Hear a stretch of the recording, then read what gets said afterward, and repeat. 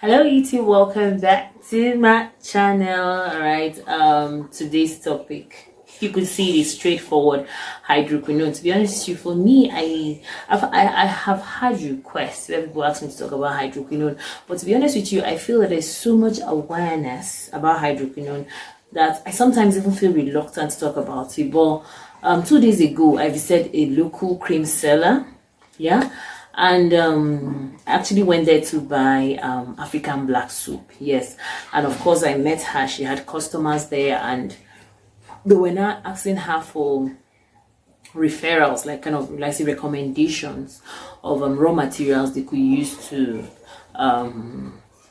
garnish or like say formulate their African black soup.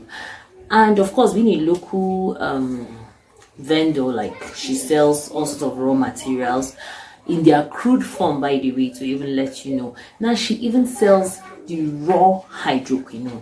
Yes, the unrefined one. You understand? Like, I never knew those things were readily available. I knew they've always been there, but I never knew they had gotten to this point where they are so available even in the local market. I don't know what I'm trying to say to you. Let me repeat myself. I thought I used to think, I thought hydroquinone was more available in products that were already processed. That is like buying lightening or whitening creams that had hydroquinone. Now, I didn't know that hydroquinone has now become so popular, even among local cream sellers or local cream vendors. I don't know if you know what I'm trying to say to you. I didn't know it had gotten to that point. And she was telling me that if I want the crude one, the stronger one, I just had to ask her, like, you ask questions when you see things like this. You ask questions like, how do I get it? She's like, that even if I want 20 liters, she can make it available. She was like, it's very, very good. It makes the skin white. Before you say Jack Robinson, your skin has already become white and it comes out very fine. And honestly speaking, I didn't know that the level of which hydroquinone is being abused has gotten to a point where you can even get it openly. I'm sorry I'm repeating myself again, because for me at that point, it was a shock. 2 days ago, like, it was a shock. I was, wow. Okay. Now I get why I get a lot of requests where people say I should talk about hydroquinone. I thought people already knew everything about hydroquinone. To be honest with you, yes, hydroquinone has its advantages and also its disadvantages. But to be honest with you, the advantages is only gotten in a short-term use. Am I clear here? The benefit of hydroquinone is only achieved when you use it for a short term. Yes, not when you use it for a long term. So basically what I'm trying to say here is that the disadvantages of using hydroquinone is actually higher than the advantages. Way it do the math. And hydroquinone is not something you should use on a regular. You want to formulate a cream or a soup. I believe that cream or soup is going to be used every single day. And if it's something you fall in love with or you become comfortable with, you tend to use it every single day. From days, it turns to weeks, it turns to months, and it turns to years. And that is why when people come to me, when I have clients that come to me that have damaged their skin and they want a quick fix, I tell them that, look, whatever product it is you use, didn't mess up your skin in one day. I believe you kept using it for a long time before it got to that point where you are now.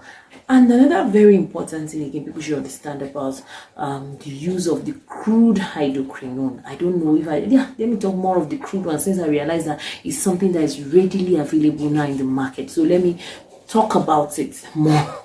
You understand? The problem with using that one is not processed. It is in its state. So it is very, very strong. Even the required 2% might even be very high, being the fact that it's in its roots, is in its crude state. I mean, it's just like when we talk about, let's come back to our organic materials. Let's talk about something like a coconut oil or shea butter. A refined coconut oil, being that it has gone through a lot of process, because when something is being refined, most likely it has gone through a lot of cold or hot process, mostly hot processes actually. They must have lost some of their credibility. They will still be effective, don't get me wrong, but they must have lost some of their credibility. So also for a raw hydroquinone. The ones that are being found in lotions in the market have passed through processes, so I believe they have lost some of their credibility. But when you now go for the crude one, the unrefined one, then do the math. Yes, it's going to be very, very effective. It's going to have a very fast lightening or whitening result. But in the long run, what now later happens?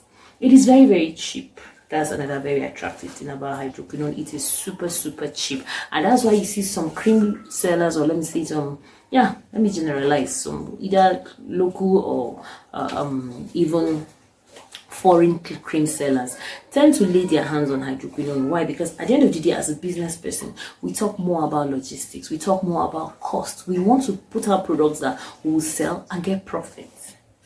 You understand? So definitely hydroquinone is one very effective product that would quickly do the work of bleaching the skin, and people tend to fall in love with it fast, but later falling out of love with it too very, very fast. So to be honest with you, I am not trying to scare anyone here, but even research shows that hydroquinone is carcinogenic, that it can cause cancer. But then another thing again, I'm not trying to still advise the use of hydroquinone, but at the end of the day, that's why I was even thinking that there was no use for making this video, but I've later found the reason why I should make this video, because people still use it. Okay, one advice for people that use hydroquinone, I won't stop you from using hydroquinone, but why don't you consider introducing cholesterol or fatty acids into your skincare routine?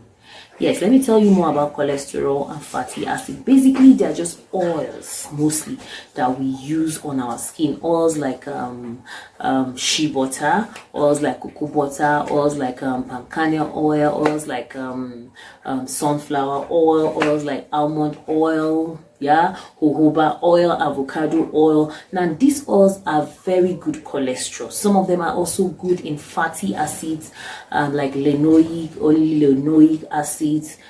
I think these things with in the use with when you're in use together with products that contain hydroquinone will surely tend to reduce the effects of the hydroquinone one, and will help with the building of the skin barrier fast.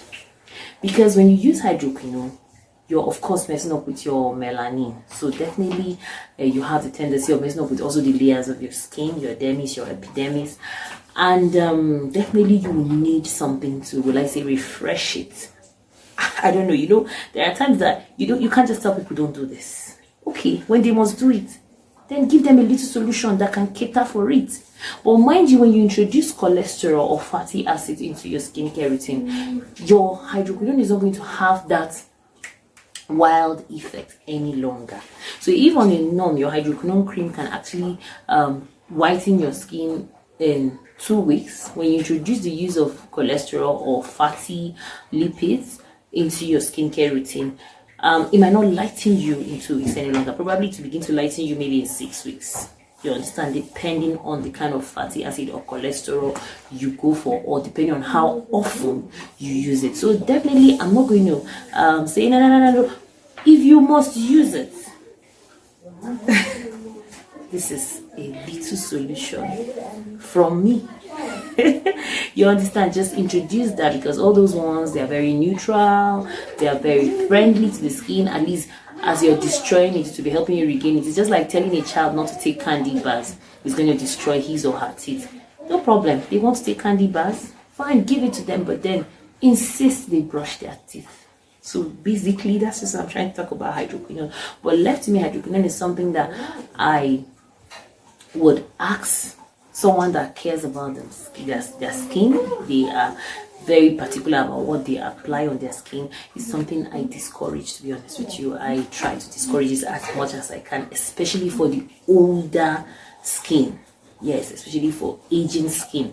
Hydroquinone is not for you. Stay away from hydroquinone. There are very good botanical powders or even oils that are friendly to the skin that could actually do the same work that hydroquinone does, but even safer. Yes, they might be a little bit much more higher, but it doesn't make sense when you buy hydroquinone, mess up your skin, and still come back and pay. Like, for me, that's been penny wise and pound foolish. You're buying something really, really cheap because you're running away from buying something good that is you think is expensive, but at the end of the day you end up paying even 3 times more than your cheap product to fix the damage that has already been done to the skin. I hope I am communicating here.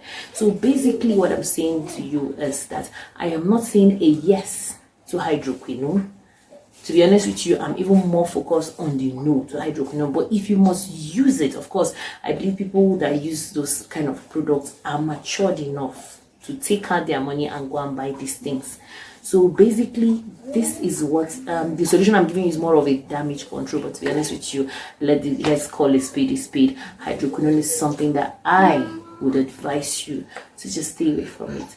On several occasions, people ask me to review creams, but I am scared, especially when we talk of lightening creams, or whitening creams, and people come to ask me about what good cream should you buy. To be honest with you, I tell you I don't know any, because the ones I know are my own product, and I'm tempted to also just spread my tentacles, try other products. But when I just see hydroquinone, I get discouraged. To be honest with you, I get so many times I pick up a cream, I want to see, okay, if I can use this for a while so that I can come tell some of my subscribers a little bit about some other products they can use outside organic or natural products. But to be honest with you, when I go through the ingredient list and I see these ingredients that it doesn't go down well with me, I'm afraid, because I won't work this hard on my skin just to come and destroy it because I want to give a proper review on YouTube. So thank you so much, returning subscribers. Welcome as usual. I love you guys. New subscribers, welcome as well. And so good to have you here. I am so happy. I've got comments where I get new subscribers and they're excited to have come in touch with my channel. Thank you so much. I'm also excited to have you here. So don't forget to give this video a thumbs up, and if you're not yet subscribed, just hit the subscription button. It's free of charge, no payments. Thank you so much, and see you in another video. Bye.